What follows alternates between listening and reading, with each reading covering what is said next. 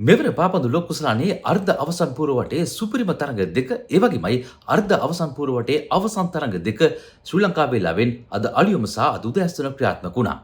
මේ තරඟ දෙක ඉතාමත්ම සුපිරි තරඟ දෙකකින් පසු ජයග්‍රහණය කරපු එංගලන්තය සහ ආජන්ටිනාව මෙවර පාපන්දු ලෝක කුසලානේ අර්ධ අවසන් පූර්ව වටේ සිය ස්ථාන වෙන් කරගත්තා. එහිදී නෝර්වේ කණ්ඩායම සහ ස්විට්සර්ලන්තයේ පරාජය වුණා. හාලන්ගේ පරාජය නෝර්වේ ක්‍රීඩක හාලන්ගේ පරාජය මුළු ලෝකයේම අවධානය දිනාගත්තා. FIFA World Cup 2026. මෙවර පාපන්දු ලෝක කුසලානේ අර්ධ අවසන් පූර්ව වටේ තුන්වන තරගයේ ලෙස නෝර්වේ කණ්ඩායම සහ එංගලන්තය හමු වුණේ ඇමරිකාවේ මයාමිහිදී. මේ තරගයේ ඉතාමත්ම උණුසුම් මුහුණුවරක් ගත්තා. විශේෂයෙන්ම එංගලන්තයේ හැරි කේන් ඒ වගේමයි නෝර්වේ ක්‍රීඩක අර්ලින් හාලන් අතර මේ තරගයේ සුපිරි යුද්ධයක් බවට පත් වුණු ඇතැයි බොහෝ දෙනා අනුමාන කළා. ඒ එලෙසම වුණා. ඇත්තරම නෝර්වේ කණ්ඩායම මේ තරගයේ ගෝල 2-1 ලෙස පරාජය වුණත් ඇත්තරම එංගලන්තයට සුපිරි සටනක් ලබා දුන්නා. තරගයේ ආරම්භ වී විනාඩි 36ක් ගත වන විට පළමු ගෝලය නෝර්වේ කණ්ඩායම වෙනුවෙන් ලබා ගන්නට ඇන්ඩ්‍රියා ෂෙල්ඩ්‍රොප් සමත් වුණා.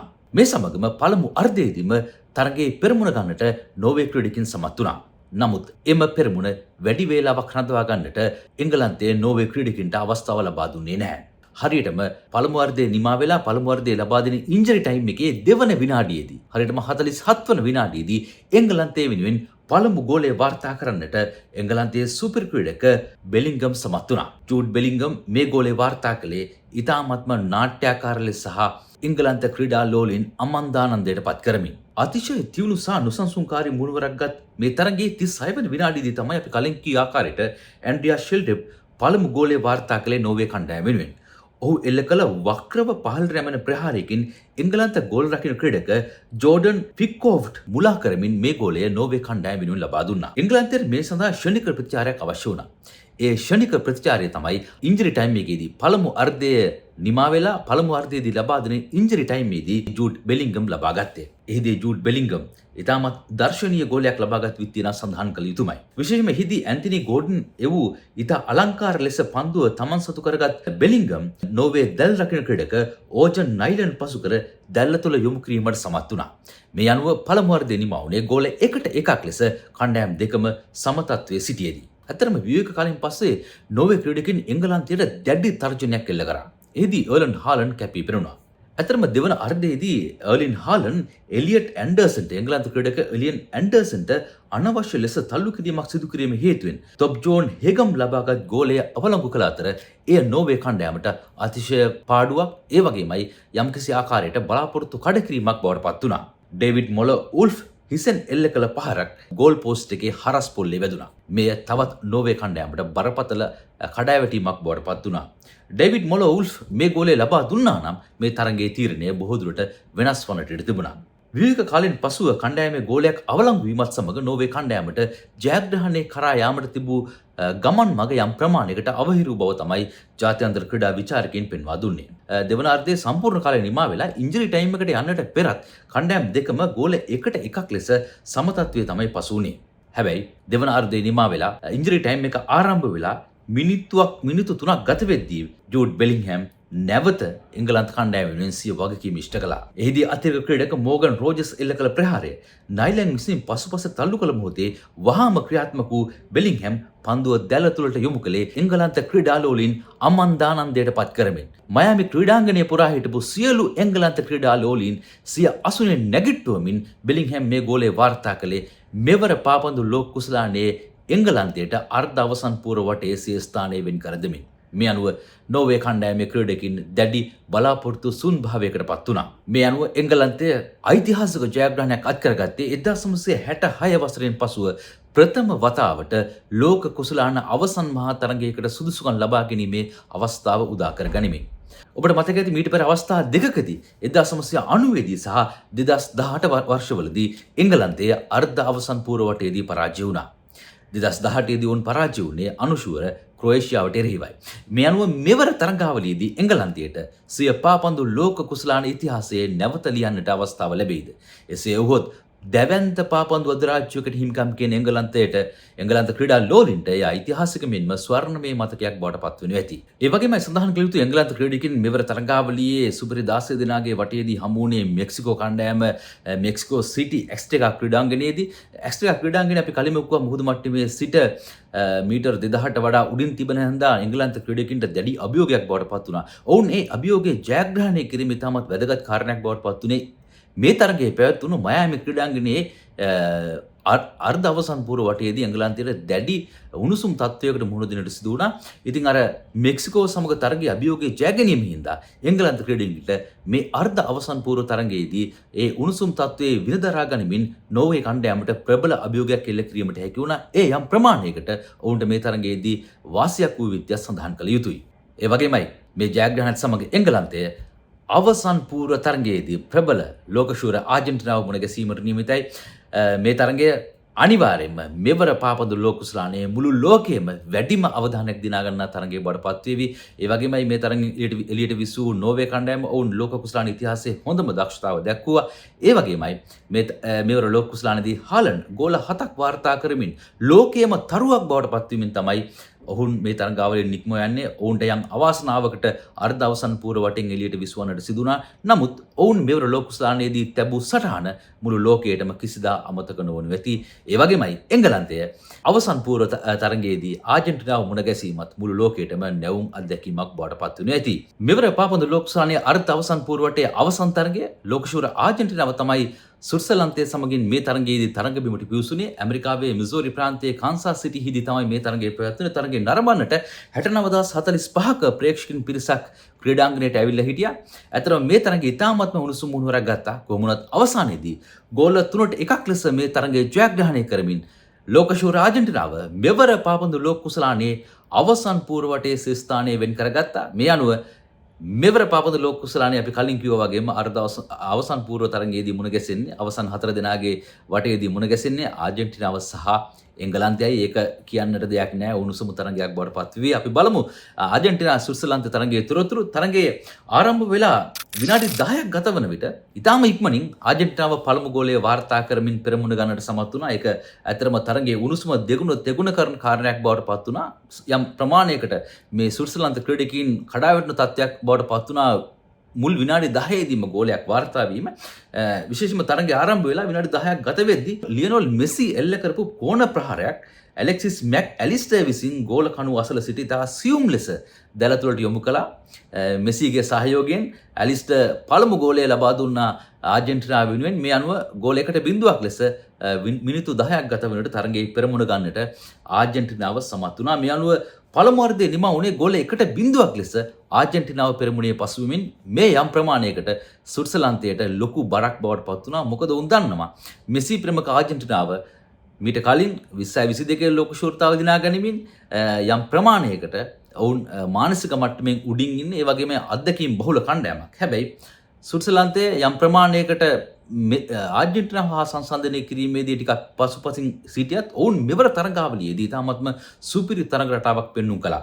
මේ අනුව 67 වන විනාඩියේදී ක්‍රියාත්මක වුණා නොටින්හැම් ෆොරස්ට් කණ්ඩායමේ පැතිපෙළ ක්‍රීඩක ඩෑන් එන්ඩෝයි. ඔහු ප්‍රහාරයක් එල්ල කරමින් පළමු ගෝලය ස්විට්සර්ලන්තයට ලබා දුන්නා එන්ඩෝයි. මේ අනුව ගෝල 1-1ක් ලෙස තරගයේ 67 වන විනාඩිය වන විට ගෝල තත්ත්වය සම කර ගන්නට ස්විට්සර්ලන්තය සමත් වුණා. මේ අනුව නැවත ස්විට්සර්ලන්ත ක්‍රීඩාලුවන්ට ලොකු ජවයක් ලැබුණා. මුළු ක්‍රීඩාංගණයම දෙවනත් වන්නට පටන් ගත්තා.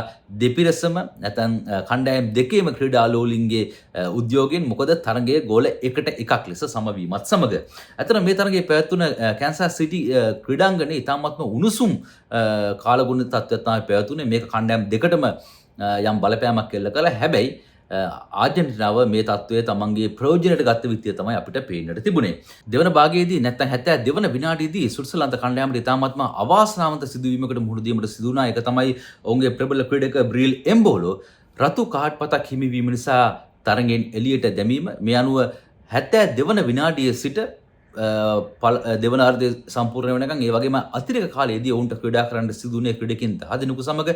මේකත් ස්විට්සර්ලන්තයේ පරාජයයට ප්‍රධාන හේතුවක් බවට පත් වුණා. නැත්නම් ගෝල 3-1ක් ලෙස දැවැන්ත පරාජයකට කිසිසේත්ම ස්විට්සර්ලන්තය ලක්වන්නේ නැහැ. ඔවුන් ඉතාමත්ම හොඳ තරඟ රටාවක් මේ තරඟයේදී දියත් කළ විදිහත් අපි සඳහන් කළ යුතුමයි. 72 වන විනාඩියේදී උනේ මොකක්ද? සහකාර විනිසුරු VAR සමාලෝචනයකින් පසුව ප්‍රධාන ඉදිරිපෙළ ක්‍රීඩක බ්‍රීල් එම්බෝලට ඔහු බිම ඇද වැටුනේ වංචාවක් කිරීමෙන් බව නැත්නම් පොඩි නාට්‍යයක් ප්‍රදර්ශනය කිරීමෙන් බව සනාථ කරගත්තා. විශේෂයෙන්ම ආරම්භයේදී පෙනෙන්නට තිබුණේ ක්‍රීඩාංගණයේ මැද රේන්කාව අසලදී ලියන්ඩ්‍රෝ පෙරෙඩෙස් විසින් එම්බෝලෝ වෙත වැරද්දක් සිදු කළ බවයි. මේ නිසා මේ ඒ වෙනුවෙන් පෙරෙඩෙස්ට කහ කාඩ් පතක් ලබා දුන්නා. කෙසේ වුවත් පුද්ගල අනන්‍යතාවයේ වැරදීම පිළිබඳ නීතිය යටතේ පරීක්ෂා කිරීම සඳහා විනිසුරුවරයා VR ක්‍රමයට යොමු වුණා. එහිදී නැවත දර්ශන බැලීමේදී ඔප්පු වුණේ සුවිත්සර්ලන්ත ක්‍රීඩකයා එම්බෝලෝ ශාරීරිකව ස්පර්ශයක් සිදු වූ බව ව්‍යාජ ලෙස පෙන්වා ඇති බවයි. ඒ කියන්නේ ඔහු බොරුවක් කළා තියෙන කියලා මෙහිදී හෙළි වුණා. ඒකත් එක්ක පෙරඩෙස්ට ලබා දුන් කහ කාඩ් පත අවලංගු කරා.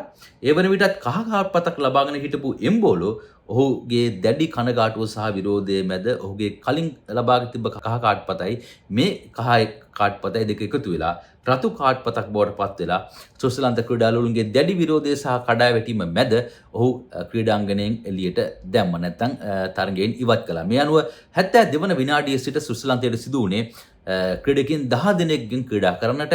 හැබැයි සඳහන් කළ යුතුයි ස්විට්සර්ලන්තයේ ක්‍රීඩකින් 10 දෙනෙක්ගෙන් ක්‍රීඩා කළත් සම්පූර්ණ කාලය නිමා වෙනකම් ප්‍රතිවාදී ආජන්ටිනාවට කිසිදු ගෝලයක් ලබා දෙන්නට පියවර ගත්තේ නැහැ. ඔවුන් ආරක්ෂා කරගත්තා ඔවුන්ගේ ඉදිරි ආරක්ෂක වළල්ල.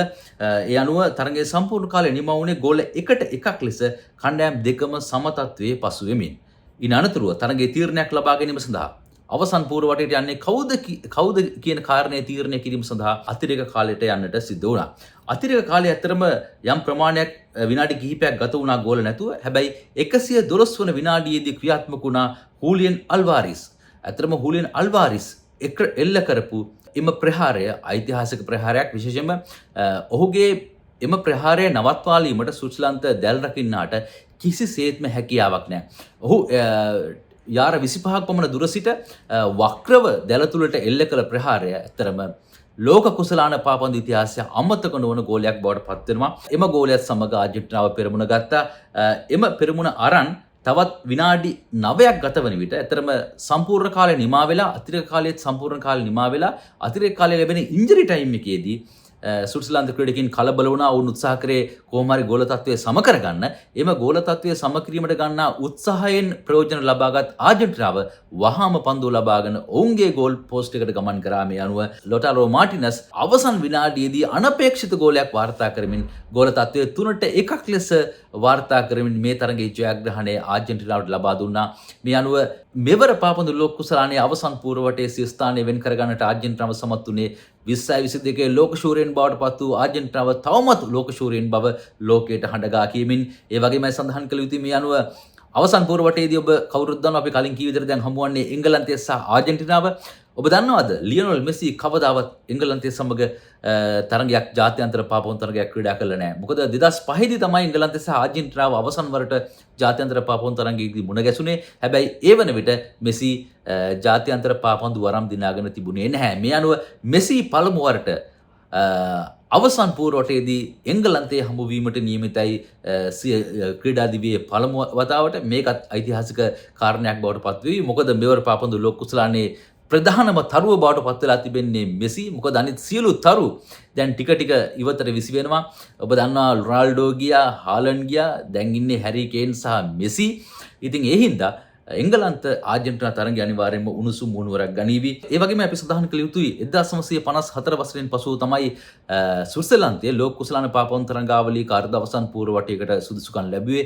ඔවුන්ට මෙවර ඔවුන් බලාපොරොත්තු වුණා සිය පාපන්දු ඉතිහාසයේ සිය පාපන්දු වංශ කතාව අලුත් කරන්නට. නමුත් අවසනාවකට මෙන් ඔවුන්ට අවසන් පූර්ව වටයට ගමන් කිරීමට හැකි වුණේ නැහැ. තුන්වරක් ලෝක ශූරතාව දිනා තිබෙන ආජන්ටිනාව නැවත වරක් නැත්නම් හතරවෙනි වතාවටත් ලෝක ශූරතාව දිනා ගැනීමේ ගමන තමයි මේ යමින් සිටින්නේ. අපි දැන් සූදානම් මෙවර පාපන්දු ලෝක කුසලානයේ අවසන් පූර්ව වටේ වෙත අවධානය යොමු කරන්නට.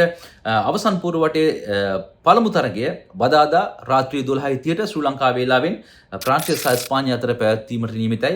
ඊළඟට දෙවන අවසන් පූර්ව තරගය බ්‍රහස්පතින්දා රාත්‍රී 12:30ට ආජන්ටිනාව සහ එංගලන්තය අතර පැවැත්වීමට නියමිතයි.